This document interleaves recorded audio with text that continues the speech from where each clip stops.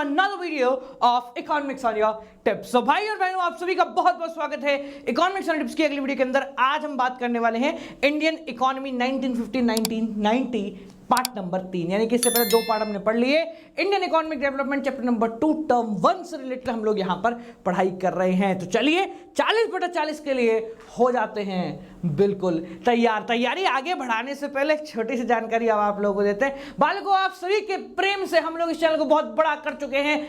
अब बारी है जिंदगी के दूसरे पड़ाव में आगे बढ़ने की। जी हाँ, अब एजुकेशन के साथ साथ आपको इधर उधर की सारी जानकारियां भी मिल रही होंगी, आपको ट्रैवलिंग से रिलेटेड जानकारी मिल रही होगी, आपको बिहाइंड द सीन बीटीएस देखने को मिल रहे होंगे, बहुत सारी चीज आप लोगों के लिए प्रोसीड हो रही होगी। तो इसी उपलक्ष्य में हम लोगों ने मतलब मैंने लॉन्च किया है अपना एक नया चैनल। डिस्क्रिप्शन नीचे जाओ, नीचे जाओ, उसका लिंक आप लोगों को मिल जाएगा with the name of unreal calibre. ठीक है, तो ये चैनल हम लोग शुरू कर रहे हैं और इस चैनल के अंदर सारी की सारी प्रोसीडिंग आपको देखने को मिलेगी। So it will gonna be a great fun. ठीक है जी, तो चलिए शुरू करते हैं हमारी आज की कहानी 1950 से लेकर 1990 तक की जुबानी। अरे चल जा रे भाया, तू यार मैं तेरे की ज्यादा तारीफ कर दी थी क्या? ओके चलिए, तो हम लोग स्टार्ट कर रहे हैं इंडियन इकोनॉमी के अंदर रिफॉर्म्स। पिछली वीडियो के अंदर हम लोगों ने प्रॉब्लम्स देख ली कि इंडियन एग्रीकल्चर की क्या क्या प्रॉब्लम थी।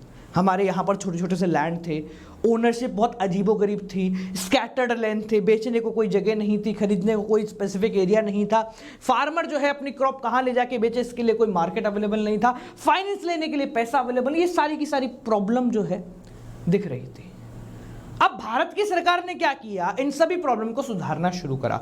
सुधारने के लिए हमारी सरकार ने 3 तरीके के रिफॉर्म बनाए। अब पहले रिफॉर्म समझो क्या होता है। देखो, जैसे कि बच्चे से गलती होती है तो वो गलती होती है यार हमारे से, ठीक है, पर अगर सरकार से गलती होती तो वो गलती नहीं होती, वो रिफॉर्म होती। क्या होती है वो? रिफॉर्म का मतलब वापस से फॉर्म करना, वापस से बनाना। ठीक है, तो जब भी आपको ये रिफॉर्म वर्ड के देखने को मिले, इसका मतलब सरकार ने पुराने टाइम में कुछ कबाड़ा किया और उस कबाड़े की वजह से वापस इसको सुधारने का प्रयास कर रही है। तो हमारी गवर्नमेंट ने इंडियन एग्रीकल्चर सेक्टर के अंदर 3 प्रकार के रिफॉर्म को स्टार्ट करा। पहला था लैंड रिफॉर्म, दूसरा था जनरल रिफॉर्म और तीसरा था जिसको आप बहुत प्रेम से बोलते हैं ग्रीन रिवॉल्यूशन। तीनों रिफॉर्म के बारे में हम लोग डिटेल से पढ़ेंगे। आज स्टार्ट कर रहे हैं इंस्टीट्यूशनल रिफॉर्म यानी कि लैंड रिफॉर्म से रिलेटेड, और उसके बाद जनरल भी आज ही की वीडियो में निपटा देंगे। ठीक है जी, तो इंस्टीट्यूशनल रिफॉर्म या लैंड रिफॉर्म किसको कहते हैं? लैंड रिफॉर्म मतलब वो रिफॉर्म जो कि जमीन से जुड़े हो या उसके मालिकाना हक से जुड़े हो। आप सभी को पता है कि भारत के अंदर जो है कॉन्सेप्ट चलता था जमींदारी सिस्टम का। क्या था जमींदारी सिस्टम? सबको याद है क्या था जमींदारी सिस्टम? एक बार देखो तो हमारा जो फार्मर था, इसके पास था खेत और यहां पर एक बैठी रहती थी, इसको हम कहते थे ईस्ट इंडिया कंपनी। क्या बोलते थे? East India company. ठीक है, तो अब ईस्ट इंडिया कंपनी को फार्मर से लेना पड़ता था टैक्स, पर वो डायरेक्टली टैक्स लेती नहीं थी, बीच में लगा देती वो एक आदमी को जिसको हम कहते हैं जमींदार। ये एक तरीके से मिडिलमैन का काम करता था कि फार्मर से टैक्स कलेक्ट किया और ले जाकर किसको दे दिया? ईस्ट इंडिया कंपनी को। But as of every middleman, हमारा ये जमींदार भी जो है ना, ये बड़ा शाना था और ज्यादातर पैसा एक खुद ही दबा ले जाता था। तो इससे फार्मर को बहुत ज्यादा प्रॉब्लम आ रही थी।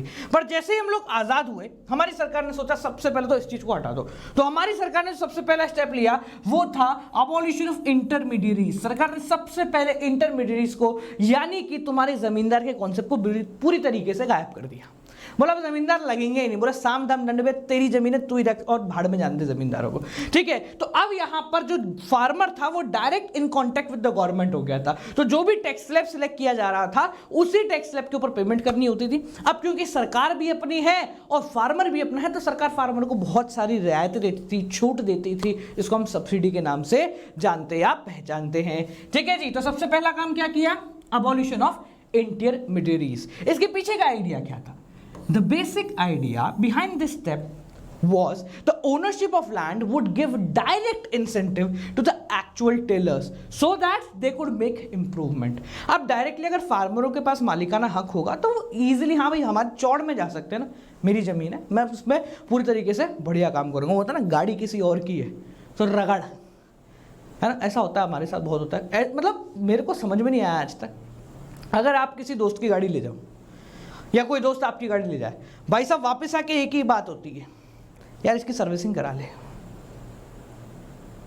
और मैं यूं, अबे कल कराई है, मतलब अलग से उसको अंदर से दिख जाता है कि इस गाड़ी में कुछ ना कुछ खराबी है। हाँ जी, तो सबसे पहला काम क्या किया उन्होंने, इंटरमीडिएट्स को हटाने का काम किया, यानी कि जमींदार को बिल्कुल ही हटा दिया। इसके अंदर बहुत बड़े लेवल पर जो टेनेंट्स थे वो directly on contact to government आ गए। ठीक है, अब समझो, अब यहां पर जो मालिकाना हक है वो किसके पास आ गया, फार्मर के पास। काम कौन कर रहा है, फार्मर। मालिकाना हक भी किसका है, फार्मर का। तो अब वो इजीली इंप्रोवाइजेशन करने का काम जो है कर सकता है। ठीक है जी, अगली प्रॉब्लम सरकार ने देखी कि यार कुछ बड़े बड़े खिलाड़ी पैदा हो गए। जो जमींदार थे उन्होंने क्या किया, बोला भाई साहब हम तो किसान हैं, हम जमींदार थोड़ी, हम तो किसान हैं। उन्होंने क्या किया, बहुत बड़े एरिया के ऊपर कब्जा करना शुरू कर दिया। जो ताकतवर थे उन्होंने कब्जा करना शुरू कर दिया, क्योंकि भारत अभी आजाद हुआ था। तो हमारी सरकार ने एक कॉन्सेप्ट लगाया जिसको हम कहते हैं ceiling on land holding. Ceiling का मतलब क्या होता है बालक, छत। सीलिंग का मतलब क्या होता है, छत। तो सीलिंग ऑन लैंड होल्डिंग का मतलब है कि सरकार ने एक मैक्सिमम लिमिट लगा दी कि इससे बड़ी जमीन किसी के पास नहीं हो सकती, इससे बड़ी जमीन किसी के पास नहीं हो सकती। ये मैक्सिमम लिमिट है कि इतनी लैंड कोई व्यक्ति रख सकता है। किसी बात ज्यादा होती थी उससे वो जमीन ले ली जाती थी और किसी ऐसे व्यक्ति के नाम पर ट्रांसफर कर दी जाती थी जिसके पास कंपैरेटिव जमीन है ही नहीं, या फिर बहुत ज्यादा छोटी जमीन उसके पास अवेलेबल होती है। इससे क्या हुआ, basically equitable distribution of income and wealth का काम जो है शुरू होने लग गया। It refers to fixing the maximum amount of land which can be owned by an individual. एक इंडिविजुअल कितनी जमीन रख सकता है उसकी लिमिट फिक्स कर दी। In order to promote equity in agriculture sector, the government specified the maximum limit of land that any individual can hold. Any excess beyond that limit, उस लिमिट के ऊपर थोड़ी सी भी अगर एक्सेस हो जाती थी तो वो सरकार ले लेगी और उनको दे देगी जिनके पास जमीनें नहीं है। समझ में आ गया। अब इससे इक्विटी का कॉन्सेप्ट भी सही हुआ। तीसरा काम था कंसोलिडेशन ऑफ होल्डिंग। अब हमने पढ़ा कि भैया मान लो, फॉर एग्जाम्पल के तौर पर बताते हैं, ये एक पूरा गांव है। क्या है, ये ससुरा हमारा गांव छे, ठीक है। यहां पर है राजू, इसकी जमीन है। यहां पर है काजू, इसकी जमीन है। यहां पर है हीरा, इसकी जमीन है। और यहां पर है खीरा। तुम कैसे जानते हो मेरे दोस्त को, तुम कैसे जानते हो खीरा को, हालांकि खीरा, ठीक है। और ये है मुन्ना, ठीक है। और फॉर एग्जाम्पल मानते हैं इसके अलावा यहां पर राजू के पास एक छोटा सा एरिया यहां पर भी है, एक छोटा सा एरिया यहां पर भी है। अब प्रॉब्लम क्या होती थी, क्योंकि राजू के पास एक छोटा एरिया यहां है, एक छोटा एरिया यहां है और एक छोटा एरिया यहां है। तीन छोटे एरिया मान लो, फॉर एग्जाम्पल मान के चलते हैं ये 500 गज, ठीक है, 500 गज पकड़ लो, ये भी 500-700 गज पकड़ लो, ठीक है, ये भी 500-700 गज पकड़ लो, ठीक है। अब ऑल्दो हमारा जो राजू है उसके पास बीघा के अंदर जमीन है, 1.5-2 बीघा जमीन हो जाएगी उसके पास अगर हम अंदाजा लगा के रखें तो, ठीक है। बट स्टिल वो ट्रैक्टर नहीं खरीद सकता, वो ट्रैक्टर का इस्तेमाल नहीं कर सकता, वो बड़े स्केल पे प्रोडक्शन नहीं कर सकता। क्यों नहीं कर सकता, क्योंकि वो उसकी जो जमीन है वो क्या है, स्कैटर्ड है। अब ऐसा तो नहीं करेगा कि राजू भाई ट्रैक्टर लाए और हीरा और खीरा के खेत में से निकाल के ले गए, ऐसा तो करेगा नहीं, ठीक है। तो बेसिकली हमारी सरकार ने एक जुगाड़ करा। हमारी सरकार ने बोला भाई वो छोड़ो, तुम्हारे पास जमीन कौन सी है भूल जाओ उसको। बोले क्या करो, टोटल जमीन बता। टोटल राजू बोला भाई साहब मेरे पास 2 बीघा जमीन है। कितनी है, 2 बीघा जमीन है मेरे पास। तो बोले एक काम कर, हम तेरे को वो पूरी 2 बीघा जमीन एक ही जगह पे दे देते हैं। सरकार ने क्या किया, स्कैटर्ड होल्डिंग को हटा के कंसोलिडेट कर दिया होल्डिंग को, इकट्ठा कर दिया होल्डिंग को। अब क्या हुआ, अब राजू भैया के पास एक ही जगह 2 बीघा जमीन अवेलेबल है। तो राजू आ गया चौड़ में, गया बैंक, लेकर आया लोड, उससे लगाया ट्रैक्टर और हो गया चालू। क्यों, क्योंकि अब एक ही जगह 2 बीघा जमीन है तो इजीली वो ट्रैक्टर जो है चला सकता है। सबको समझ में आ गया। हमारी सरकार ने जो अगला काम किया वो क्या था, कंसोलिडेशन ऑफ होल्डिंग, यानी कि जो स्कैटर्ड और स्मॉल होल्डिंग थी उन सबको कंसोलिडेट करके एक कर दिया। एक ही जगह आपकी पूरी की पूरी होल्डिंग है, अब इस पर काम करना शुरू करो, ठीक है भाई। अगला काम हमारी सरकार ने सोचा चलो ये तो हो गया, अब बारी आती है खरीदने की और बेचने की। सरकार ने दिमाग चलाया, बोले कि जो व्यापारी ना वो बड़े शाणे हैं। वो क्या करते हैं, एक फार्मर एक एक करके जब फार्मर जाते हैं ना पकड़ लेते हैं, देख भाई तेरे को खरीदना तो खरीद, नहीं खरीदना भाड़ में जा। बेचने के समय भी तेरे को बेचना तो बेच नहीं खरीदना भर में, जब बहुत बंदे बैठे हैं तेरे पास, क्या है तेरे पास 10 किलो ही तो आलू है, पीछे आने वाले के पास 50 किलो आलू है। अब वो फार्मर टेंशन, सरकार ने कॉन्सेप्ट दिया कोऑपरेटिव फार्मिंग का, जिसको हम कोऑपरेटिव फार्मिंग के नाम से जानते हैं। अब ये कोऑपरेटिव फार्मिंग क्या थी? कोऑपरेटिव फार्मिंग ने बोला, सरकार ने बोला इधर आओ सब, कितने लोग हो? बोले साहब 50 लोग हैं। कितना कितना प्रोडक्शन करते हो? बोले साहब मैं 20 किलो, मैं 50 किलो, मैं 100 किलो, मैं 200 किलो, मैं 300 किलो, मैं 40 किलो या 70 किलो। बोले ऐसे करके हम प्रोडक्शन करते हैं। बोले एक काज करो, एक ध्यान से सुनना मेरी बात को। बोले आप कंपाउंडिंग की ताकत सो समझो। बोले साहब कंपाउंडिंग ई का हो गए? बोले ससुरा सुन इधर, मस्त चीज है बालक। बोले कंपाउंडिंग का मतलब क्या है? बोले आप इकट्ठा मत बेचो, सबकी ताकत को समझो, बढ़ती हुई ताकत को समझो।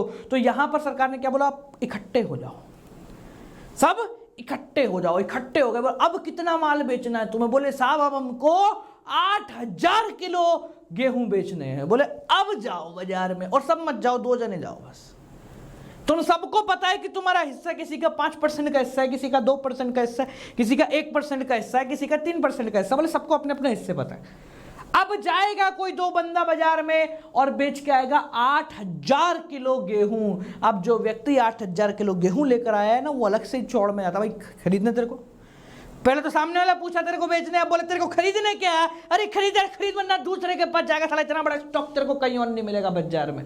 अब फट गई ट्रेडर है, बोले दे भाई क्या भाव ले रहा है? बोले पहले 8 का जाता, बोला 12 लूंगा। कितना लूंगा? 12 लूंगा। बोले दे भाई, मजबूरी है। तो क्या हुआ? जब कोऑपरेटिव फार्मिंग हुई, इकट्ठे मिलकर उन्होंने बेचना शुरू करा, तो अच्छा दाम भी मिला, और यही काम उन्होंने खरीदते समय भी करा।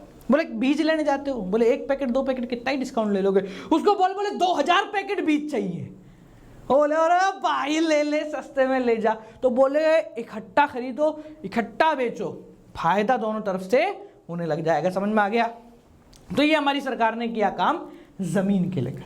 जमीन में लैंड जमींदारी सिस्टम हटा दिया, इकट्ठा कर दिया, लिमिट सेट कर दी, ठीक है, और सबको जो स्कैटर्ड लैंड थे उसको इकट्ठा एक जगह करके काम कर दिया, कंसोलिडेट करने का काम कर दिया। अब भैया ये तो हो गया जमीन से रिलेटेड। अब जमीन के ऊपर बढ़ो थोड़ा, टेक्नोलॉजी को बाद में बात करेंगे, थोड़ा सा और ज्यादा ऊपर बढ़ जाओ। तो यहां पर अब खेती से रिलेटेड बहुत सारी प्रॉब्लम हमारे पास आ रही थी। सबसे पहली प्रॉब्लम थी पानी। सबसे पहली प्रॉब्लम थी पानी। अरे काले मेघा पानी तो बरसाओ। काले मेघा बोले भाई टाइम पे आऊंगा मैं तो। काले मेघा क्या बोले? बोले मैं अपने टाइम पे आऊंगा, तेरी फसल के टाइम पे नहीं आऊंगा। नीचे से किसान बर्बाद। तो सरकार ने बोला कि भैया सबसे पहले तो एग्रीकल्चर में पानी देने का काम करो, यानी कि इरिगेशन फैसिलिटी को लाने का काम करो। तो सरकार ने सबसे पहले क्या करा? इरिगेशन फैसिलिटी को बहुत ज्यादा बूस्टअप करा। यानी कि आप ये मान के चलो कि अगर हम वर्ल्ड बैंक का डेटा माने तो करीब 35% ऑफ इंडियन एग्रीकल्चर लैंड 2010 तक 100% इरिगेटेड थे। मतलब एक भी प्रकार की किसी भी वजह से उनमें पानी की कमी नहीं पड़ सकती। एक काफी अच्छे लेवल की ये बात हो रही है, ठीक है। तो यहां पर सरकार ने सबसे पहले काम किया कि पानी देने की फैसिलिटी बढ़ाई। इसके लिए कुएं खोले, ट्यूबवेल खोले। वो बचपन में स्प्रिंकलर आते थे, हम जब स्कूल में थे ना बड़े मजे आते थे हमें। आजकल तो पता नहीं चलते हमारे ऐसा गार्डन में नए आए थे, तब गार्डन के बीच में स्कूल में लगाते थे। अब वो यूं यूं घूमे, चुक चुक चुक चुक चुक चुक चुक चुक चुक, तो वो यूं करके इस तरीके से करके पानी देता। उस तरीके के स्प्रिंकलर जो है वो काफी बड़े लेवल पर जो है प्रोडक्शन उनका होने लगा और काफी ज्यादा उनकी खपत होने लगी। सरकार ने क्या करा? पानी देने की फैसिलिटी को सबसे ज्यादा काम पर लगाया। क्योंकि देखो किसान जो है ना वो कितनी मेहनत कर ले, जब तक फसल में प्रॉपर पानी नहीं पड़ेगा तब तक फसल का आउटपुट जनरेट नहीं होगा। सबको समझ में आ गया? क्लियर? चलिए, तो सरकार ने पानी देने का काम शुरू करा। अगला काम जो था वो ये था, किसान के लिए पैसे जुगाड़ने थे। किसान के लिए पैसे जुगाड़ने थे कि भैया वो व्यक्ति जो है खेती करने के लिए पैसा कहां से लाएगा। तो सरकार ने बोला रुको, चिंता मत कीजिए, हम कुछ इंतजाम करते हैं। देखो, तो सरकार ने इंतजाम करना शुरू करा। सरकार ने क्या बोला? बोले आरआरबी चलाओ, रीजनल रूरल बैंक चलाओ। रीजनल रूरल बैंक का काम क्या होगा? ये रीजनल लेवल पर गांव के अंदर बैंक क्रिएट की जाएंगी, जिनका काम होगा कि प्राइमरी सेक्टर या रूरल एरियाज को प्रॉपरली ये लोग डेवलप करने का काम करेंगे और उसके हिसाब से एग्रीकल्चर क्रेडिट प्रोवाइड कराने का काम करेंगे, यानी कि स्पेसिफिक बैंक बना दी जिनका काम ही यही है कि आपको primary sector, agriculture sector, rural area में ही लोन देना और कहीं लोन देना ही नहीं है। ठीक है जी। अब घोड़ा जो होता है ना, बिना लगाम के फैल जाता है। जैसे कमर्शियल बैंक है, इनकी लगाम कस रखी आरबीआई ने, बोले तुम ज्यादा करोगे साला पकड़ लेगा तेरे को। उसी प्रकार से तुम्हारे जितने भी आरआरबी सरकार ने खोले, रीजनल रूरल बैंक खोले, उनकी लगाम बांध कर दे दी एक नए बैंक के हाथ में जिसका नाम था NABARD, national bank for agriculture and rural development.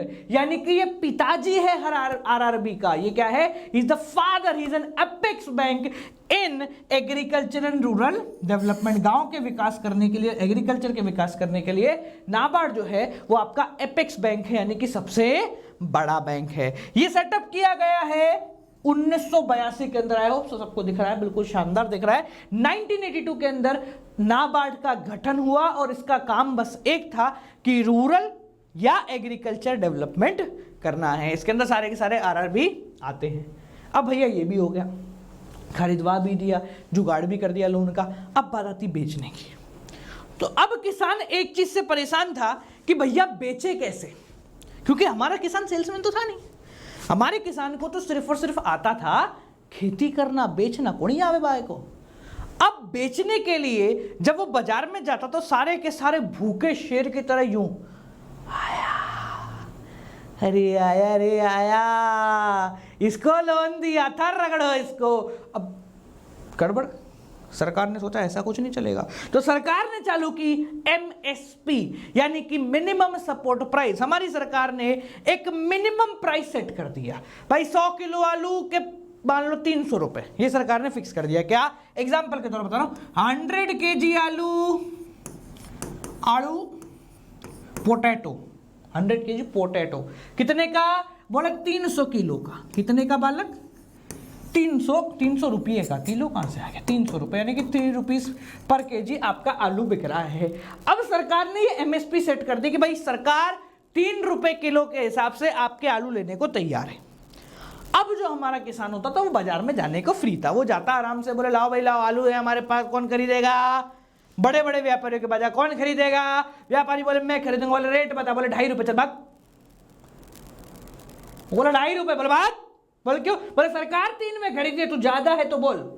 तो यहां पर क्या हुआ? किसानों को एक बेस मिल गया, एक बैकएंड सपोर्ट मिल गया कि अगर उनकी खेती कोई और नहीं खरीदता तो इस प्राइस के ऊपर सरकार खरीद लेती है। इसको हम कहते हैं मिनिमम सपोर्ट प्राइस। और आज की तारीख में कहानी कुछ इस प्रकार से होती है, मतलब अभी तो थोड़े जो चल रहा है सो चल रहा है, बट बेसिकली इस प्रकार से कहानी हो गई कि किसान जो है ना वो ज्यादा दिमाग नहीं लगाता, वो सीधे सरकार को बेच देता था। ठीक है। अगला काम जो हमारी सरकार ने किया वो थी cooperative marketing and regulated market. सरकार ने कुछ ऐसे कंट्रोल्ड मार्केट का गठन किया जिसके ऊपर सरकार की पूरी निगरानी रहती थी। मतलब एक ऐसी मार्केट सरकार ने क्रिएट कर दिया जो मार्केट एक कमेटी चलाती है। अब उस कमेटी के अंदर किसान भी होते हैं, व्यापारी भी होते हैं, सरकार के लोग भी होते हैं। वो कमेटी बनती है और वो बाजार ऐसा होता है जहां पर व्यापारी और किसान मोल भाव करते हैं और बड़ी क्वांटिटी के अंदर जो है सामान को खरीदते और बेचने का काम करते हैं। तो रेगुलेटेड मार्केट और controlled market is a system where the government control the forces of demand and supply, जहां पर हमारी सरकार जो है डिमांड और सप्लाई को कंट्रोल करती है। Such as who is allowed to enter, कौन आएगा, कितने में बेचेगा, कौन जाएगा। ठीक है। कोऑपरेटिव मार्केटिंग सोसाइटी भी सरकार ने खोली ताकि जो हमारा किसान है वो इकट्ठा कोऑपरेटिव मिलजुल कर, ठीक है, कोऑपरेटिव मार्केटिंग सोसाइटी, एक ऐसी मार्केटिंग सोसाइटी सरकार ने खोली जहां पर हमारा किसान जो है इकट्ठा होकर सामान को बेचेगा और इकट्ठा होकर ही सामान को खरीदेगा, ताकि बड़े लेवल पर जब वो परचेजिंग और सेलिंग करता है तो पर यूनिट कॉस्ट जो है वो आपकी समाप्त हो रही होती है। सबको समझ में आ गया? जल्दी बोलो, क्लियर हो गया बाल को? तो ये आपकी प्रोसीड हुई हमारी आज की कक्षा, जिसके अंदर हम लोगों ने वार्तालाप करा हमारे रिफॉर्म के बारे में कि भैया सरकार ने लैंड रिफॉर्म और जनरल रिफॉर्म कैसे करे। अगली वीडियो का टॉपिक आपको देखने को मिल रहा होगा ग्रीन रिवॉल्यूशन। तो अगली वीडियो के अंदर हम लोग बात कर रहे होंगे ग्रीन रिवॉल्यूशन की। अच्छा, एक महत्वपूर्ण जानकारी बाल को आप सभी को बता देते हैं, आने वाले कुछ दिनों के अंदर हमारी पूरी टीम लॉन्च करने जा रही है Indian economic development macro economics, business studies, accountancy, mathematics, core, applied English, IP, इन सभी के कोर्सेज को जी हां हम लोग लॉन्च करने जा रहे हैं टर्म 1 के लिए ब्रह्मास्त्र प्रीमियम क्रैश कोर्स बैच। एक ऐसा बैच जहां पर इंडिया के सबसे बड़े टीचर्स आप सभी के साथ मिलकर आपको पढ़ाएंगे। सभी टीचर्स लाइव क्लासेस प्रोसीड कर रहे होंगे, अनलिमिटेड प्रैक्टिस की फैसिलिटी मिलेगी, एक साथ एक मंच पर 10,000 से ज्यादा बच्चे एक साथ एमसीक्यू दे रहे होंगे। बोर्ड एग्जाम देने से पहले हजारों बार बोर्ड एग्जाम आपको दिलाया जाएगा, क्योंकि अब की बार तैयारी कर रहे हैं हम लोग टॉप रैंकर्स बनने की, ऑल इंडिया रैंकर्स बनने की। ठीक है, तो अगर आप लोगों को ज्वाइन करना है तो आपको करना पड़ेगा बड़ा सिंपल सा काम। वो सिंपल सा काम है कि आपको अनअकैडमी प्लस या आइकॉनिक का सब्सक्रिप्शन लेना है फॉर 3 मंथ। अगर आप लोगों को सिर्फ टर्म 1 में पढ़ना, टर्म 2 में मतलब नहीं पढ़ना है, तो मतलब क्यों नहीं पढ़ता कोई टर्म, मतलब पढ़ना है टर्म 1 में तो 3 मंथ्स का, और अगर आपको टर्म 1 और टर्म 2 पूरा अंत तक जाना है तो 9 मंथ का सब्सक्रिप्शन लेना है यूजिंग कोड गौरव जे।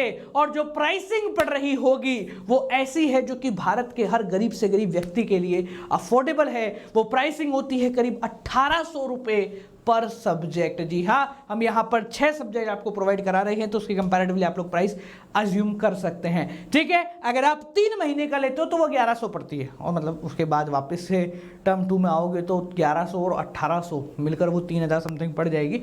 ठीक है, तो फायदा इसमें है कि हम 1800 वाला ज्यादा प्रोसीड करें। तो आपको सिंपल सा काम करना है, अनअकैडमी प्लस का सब्सक्रिप्शन लेना है using code Gaurav J for 9 month. आप जैसे ही सब्सक्रिप्शन को लेते हैं गौरव जी का कोड लगा के 10% ऑफ मिलेगा, और आप लोग आ जाएंगे हमारी सबसे बड़ी नो डाउट आर्मी में, जिसका एक मकसद है हर बच्चे को ऑल इंडिया रैंकर बनाना है। तो आपसे मिलते हैं अगली वीडियो के साथ। Till then guys, keep watching, good night, bye bye. नया चैनल आ रहा है, डिस्क्रिप्शन में लिंक है, फटाफट जाके सब्सक्राइब कर दो। Keep on watching.